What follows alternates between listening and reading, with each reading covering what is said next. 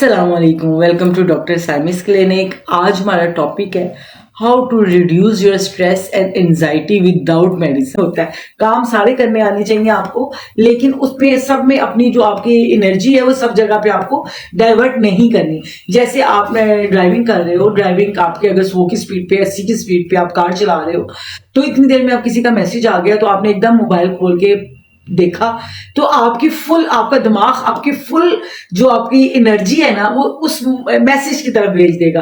तो वो जो कंसंट्रेशन आपकी ड्राइविंग की तरफ थी वो हट गई।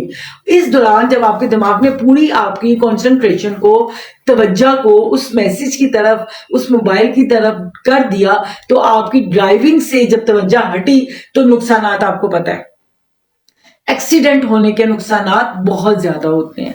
तो सेम इसी तरह अगर आपको कहीं जाना है आप ड्राइव कर रहे हो और रास्ते में कोई मैसेज आ गया, कोई कॉल आ गई, आप सुनना चाहते हो, तो आप अपनी गाड़ी को साइड पे करो, उसके तमाम इंडिकेटर्स ऑन करो ताकि पीछे से आने वाली ड्राइव को पता चले भी इस बंदे को कोई मसला था, ये साइड पे खड़ा है, और वहां पूरी तवज्जो के साथ आप उसका फोन सुनो और उसको आंसर करो। होता क्या है कि तवज्जो तो आपको होती, ड्राइविंग पे भी आपकी तवज्जो फंसी हुई है आप, और आपकी पूरी तवज्जो उस मोबाइल पे भी है। अगर किसी से बात करोगे तो उसको भी गालियां निकालोगे या बात सही नहीं करोगे, ठीक है। और सेम यही तरीका यही है कि आप अपनी कंसंट्रेशन को एक वक्त में एक जगह पे रखें।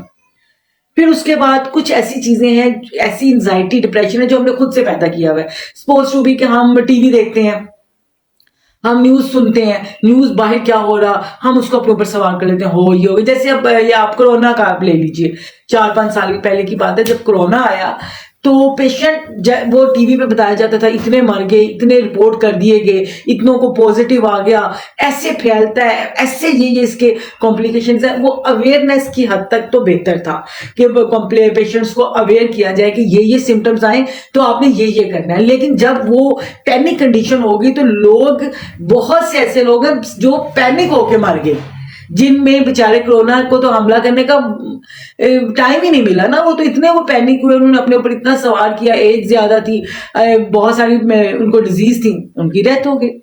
अब आपको मैं अपना छोटा सा वाक्य सुनाती हूँ कि जिन दिनों ये कोरोना की फर्स्ट लेयर थी, दुनिया बहुत डरी हुई थी, तो हम डॉक्टर्स, हर चीज बंद हो चुकी थी, सिर्फ डॉक्टर्स के जो क्लिनिक्स थे वो नहीं बंद थे। तो मैं उन दिनों भी क्लिनिक जाया करती थी और पेशेंट्स देखा करती थी। बस इमरजेंसी के पेशेंट्स बाहर ही लिख के लगा दिया था कि मैं उन्हें नहीं देखती हूँ, ताकि उनको देखने में भी उनका टाइम इतना सा वेस्ट ना हो और उनको कोई रिस्क फैक्टर्स ना देखने पड़े। तो मैं ना बहुत ही नॉर्मलाइज रही हूँ तमाम उस दौर में, जब के हर जगह पर बहुत सारी पाबंदियां थी। कुछ मुझे नहीं हुआ, सिर्फ उनमें ऐसा हुआ कि 2 डेज ऐसे थे कि मैं बिजी इतनी होती थी कि मैं टीवी वगैरह ये न्यूज देख नहीं सकती थी। तो 2 डेज ऐसे थे कि मैं फ्री थी, तो मैंने टीवी देख लिया, उस पर मैंने न्यूज पढ़ ली। तो वो, मैं एक ऐसा बंदा जो दूसरे लोगों को मोटिवेट करता है, समझाता है भी ऐसे नहीं करो, कुछ नहीं होता। मैं खुद इस कदर पैनिक हुई कि मैंने नेक्स्ट डे ही अपनी क्लिनिक की तमाम मुलाजमा जो थी, जो भी मेरे पास हेल्पर्स थे, उन सबको मैंने पहले भी प्रिकॉशंस सारी करवाई नहीं थी, लेकिन और प्रिकॉशंस करवा दी। बार बार उन्हें मैंने कहा सैनिटाइजर से हाथ साफ करो, पेशेंट्स को चेक करो, उनकी जो सैचुरेशन है वो चेक करो। ये नहीं कि वो 2 दिन सिर्फ मैंने वो जो न्यूज सुनी है ना उसका मेरे दिमाग पे असर हुआ। तो सेम इस तरह जब आपका न्यूज चैनल चलता रहता है ना, तो आप वो सारी बातें, किसी चौथे घर में एक बंदा की डेथ हो गई, किसी ने किसी को मार दिया, किसी ने कत्ल कर दिया, किसी ने किसी को जला दिया।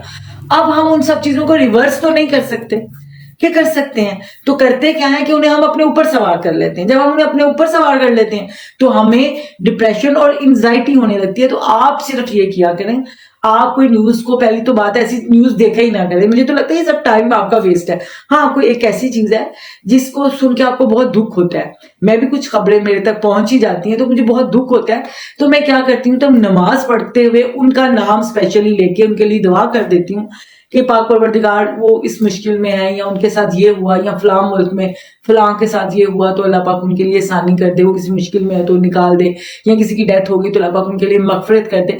तो जो मैं करके मुझे दिली सुकून मिलता है, जो मैं कर सकती हूँ वो मैं करती हूँ। तो लेकिन होता क्या है कि 90% पेशेंट जो है दूसरों की बातें सुन सुन के अपने ऊपर जो एंजाइटी को बरकरार कर लेते हैं। अब आप क्या किया करें, एक तो सबसे पहले आपने अपने दिमाग को मोनोटास्किंग एक तरफ एक काम खोला करें, ठीक है, कि ये जो मैंने काम खोल लिया पहले इसको फिनिश करना है, फिर यूनिफर्स कर लेंगे मेरे क्लिनिक का टाइम 4 to 10 है, 4 to 10 no mobile, 4 to 10 no relations, 4 to 10 कुछ भी पर्सनल है, पेशेंट्स और क्लिनिक। उसके बाद 10 के बाद मोबाइल भी है, फैमिली भी है, सब कुछ है। सेम ऐसे ही आपका जो टाइम, जैसे किचन में, आप किचन में है तो किचन में, ठीक है, सारा टाइम आपका किचन में। अब क्या होता है कि फीमेल्स क्या करती हैं, घर में टीवी भी ऊंची आवाज में लगा लेती है, अपने काम भी करती रहती हैं। उससे होता क्या है कि आपका ध्यान जो है ना वो टीवी में भी होता है, बातें जो चल रही हैं वो भी सुन रहे हैं, और काम, अब दो तरह के जो डिप्रेशन है वो बन रहे हैं आपके अंदर। एक तो ये कि मैंने ये काम इतनी देर में खत्म करना, खत्म नहीं हुआ, ये एक जो आपके सबकॉन्शियस में पीछे चल रहा है बातें कि ये ऐसा होगा कि नहीं होगा। तीसरा जो आपके टीवी बातें खबरें सुन रहे हैं वो बढ़ रहे हैं। ये सब चीजें मिलके आपको डिप्रेशन का पेशेंट बना देती हैं। तो इसलिए जो एक टास्क को खोल लें उसको पूरा करें, नेक्स्ट। ये एक मेथड है एंजाइटी और डिप्रेशन को विदाउट मेडिसिन ठीक करने का। दूसरा मेथड ये है कि एक टू डू लिस्ट बना लें। टू डू लिस्ट यानी कि एक सुबह के टाइम उठे आपने एक लिस्ट, ये देखें पेन में, ये कॉपी है, इसमें आपने लिस्ट बना लेनी। मैं क्या करती हूँ, जब साल शुरू होता है ना तब एक लिस्ट बनाती हूँ कि इस साल में मुझे ये करना है। तो आप ऐसा करें कि मैं वो जो लिस्ट है अपने दिमाग में बना लेती हूँ, आज मुझे ये जरूरी काम करने हैं। लेकिन आप अगर रिटर्न बना लेना टू डू लिस्ट, तो ये आपके लिए बहुत, आपके डिप्रेशन, एंजाइटी और आपकी मेंटली हेल्थ को ठीक करने के लिए, आपकी मेमोरी को ठीक करने के लिए, आपकी सब चीजों को, आपकी एनर्जी को ठीक करने के लिए ये बहुत हेल्प करेगी। उसमें ये होगा कि आप लिखें कि मैंने ये काम, और उसमें ये नहीं कि वो बन गई है तो हर पे आ रहा है, उसमें जो नए काम आते हैं उसको ऐड कर दें, जो काम आपने कंप्लीट कर लिया उसको टिक कर लें। अब उसको टिक करने से क्या होगा, एक तो आपको ये पता चलेगा मेरे इतने टास्क कंप्लीट हो गए, इतने रह गए, ये मैं इतने टाइम में मैनेज कर लूंगा या कर लूंगी। और दूसरा, एक काम को कर लेने के बाद एक आपको एक सेटिस्फैक्शन वाली फीलिंग्स आती है ना, वो आपको बहुत रिलैक्स करती हैं, वो आपकी बॉडी से डिप्रेशन और एंजाइटी को कम करती हैं। तो आपने अपने आप को रिलैक्स फील करने के लिए जितने काम करते जाए उसको टिक करते जाएं। इसी तरह मैं एक और लेक्चर में आपको बताया था कि जिस वक्त सुबह उठें तो पहले 10 काम क्या करें, उसमें मैंने एक काम आपको ये भी बताया था कि उठ के अपना बिस्तर सही करें, बिस्तर सही करें, तय करें। तो आपका जितनी दफा भी कमरे में दोबारा अपने रूम में अपने बेड के पास चक्कर लगेगा तो आपको एक सेटिस्फेक्शन सी होगी। अगर आपने बिस्तर को वैसा ही बिखरा हुआ छोड़ के अपने कामों में लग गए नेक्स्ट, तो क्या होगा कि जब आपकी दोबारा नजर पड़ेगी ना उस बिखरे हुए बिस्तर में, तो आपके दिमाग में एक इरिटेशन सी होगी जो एक एंजाइटी की तरफ आपको लेके जाएगी। ठीक है, पहला रूल ये है कि मोनोटास्किंग की तरफ आपने अपने माइंड को लगाना है। दूसरा रूल ये है कि एक लिस्ट बनानी है टू डू की, कि मैंने ये आज करना है और ये मैंने आज कर लिया है। तीसरा जो सबसे अहम है, आप अगर रात को सोने से पहले आधा घंटा, 15 मिनट कोई फिजिकल एक्टिविटी कर लेते हैं, वॉक कर लेते हैं, साइकिलिंग कर लेते हैं, या कोई एरोबिक कर लेते हैं, योगा कर लेते हैं, तो वो आपकी बॉडी के अंदर ऐसा इंपैक्ट पैदा करते हैं कि जितना भी स्ट्रेस लेवल, कॉर्टिसोल और एड्रेनलिन जितना भी हाई हुआ है वो तमाम नीचे आ जाता है। आप बिल्कुल रिलैक्स होकर सोते हैं। इंसोम्निया के पेशेंट्स को मैं हमेशा एडवाइस करती हूँ कि वो सोने से पहले वॉक जरूर करें।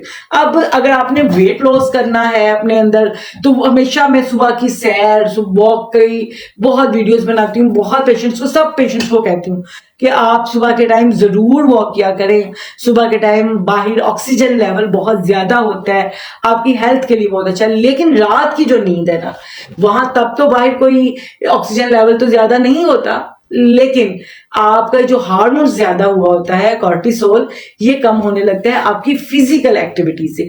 अब फिजिकल एक्टिविटी आपको लगता है बाहर जाऊंगा, कोई मेरा ऑक्सीजन लेवल इतना ज्यादा अच्छा नहीं होता बाहर, तो आप घर में साइकिलिंग कर लीजिए। आपके घर में ट्रेडमिल है तो उस पर ट्रेडमिल कर लीजिए, नहीं तो आप वॉक कर लीजिए, अपनी छत पे कर लीजिए, अपने घर में कर लीजिए, एरोबिक कर लीजिए, योगा कर लीजिए। तो ये भी नेचुरली विदाउट मेडिसिन उस दिन सुबह से लेके शाम तक खबरें सुन के, काम ना करके, पेशेंट्स देख के, कुछ भी करके आपके दिमाग के ऊपर जो वो थकन के असरात रहे हैं ना, वो थकन के असरात कम होंगे, आपकी क्वालिटी ऑफ स्लीप अच्छी होगी, आपको अच्छी नींद आएगी, गहरी नींद आएगी। आपको पता है अच्छी और गहरी नींद आने से क्या होता है, आपकी बॉडी रिपेयर होती है। जब काम सारा दिन करने के बाद आपकी बॉडी में जितने डैमेजेस होते हैं वो अल्लाह पाक ने, सुभान अल्लाह, अल्लाह पाक ने खुद से ही सिस्टम लगाए हुए हैं, हमारे ऑटो सिस्टम स्टार्ट हो जाते हैं। जैसे हम गहरी नींद में जाते हैं, हमारी बॉडी की तमाम चीजें रिपेयर हो जाती हैं। तो क्या होता है कि हम अगले दिन के एक टास्क के लिए दोबारा से रेडी हो जाते हैं।